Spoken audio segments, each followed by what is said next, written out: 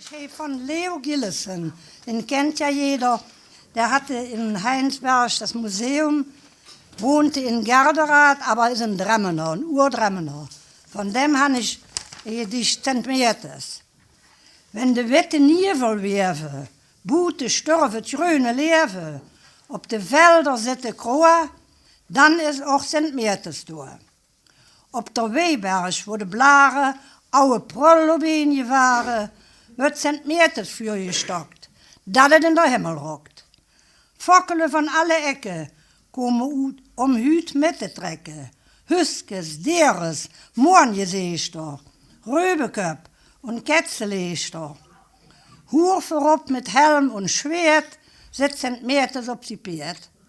Und wenn der Mantel dillt, armer Mann de Musik spielt. Wenn het Feuer da uitgebrannt, sind die Känger bei der Hand, alles nach der Schönen rennt, Kriege in Zentmiertes brennt. Ja.